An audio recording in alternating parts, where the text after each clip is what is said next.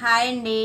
ఈరోజు మన రెసిపీ వచ్చేసి పల్లీ చట్నీ. దానికి కావాల్సిన ఐటమ్స్ చూద్దాం. ఇప్పుడు 1 కప్పు పల్లీలు, ఒక 5 పచ్చిమిరపకాయలు, 1 టేబుల్ స్పూన్ ఆయిల్, కొంచెం చింతపండు, రుచికి సరిపడినంత ఉప్పు, తాలింపు గింజలు, కరివేపాకు, 1 గ్లాస్ వాటర్. తయారు చేసే విధానం చూద్దాం. ఒక ప్యాన్ పెట్టుకొని స్టవ్ వెలిగించుకుందాం. ప్యాన్ కొంచెం హీట్ అయ్యాక దీంట్లో పల్లీలు వేసుకుని వాటిని బాగా వేపుకుందాం.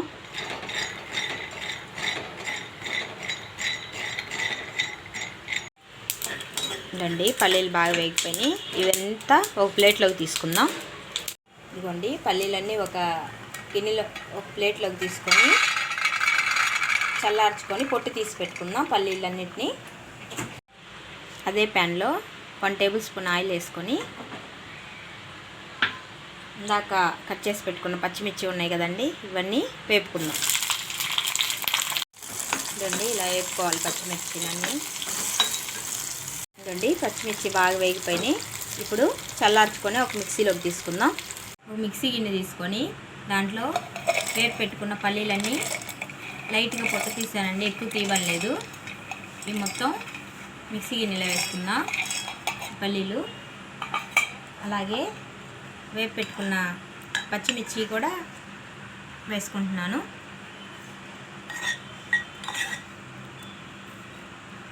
దీంట్లో ఇప్పుడు 3 రెబ్బలు చింతపండు వేసుకోవాలి.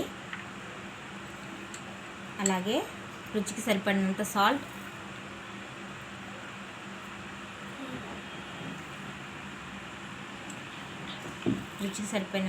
వేసుకొని ఫస్ట్ మిక్సీ వేసుకుందాం.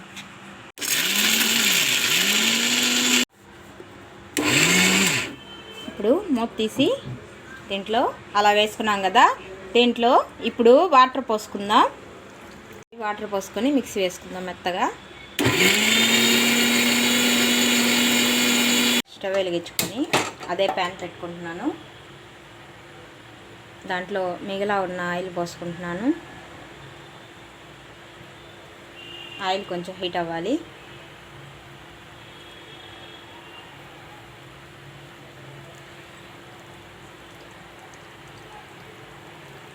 ఆయిల్ హీట్ అయింది. దీంట్లో ఇప్పుడు తాలింపు గింజలు వేసుకోవాలి.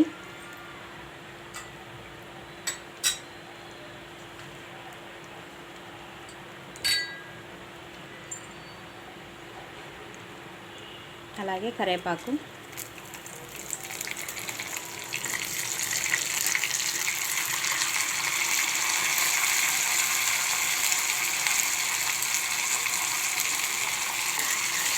తాలింపు బాగా వేపుకుందాం.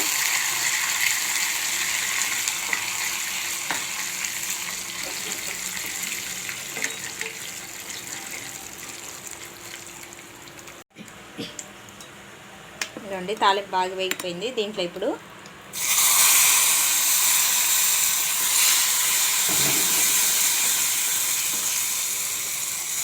చట్నీ మొత్తం దీంట్లో వేసుకుందాం. మిక్సీ జార్లో కొంచెం వాటర్ పోసి బాగా కలదిప్పుకుందాం. ఇప్పుడు దీన్ని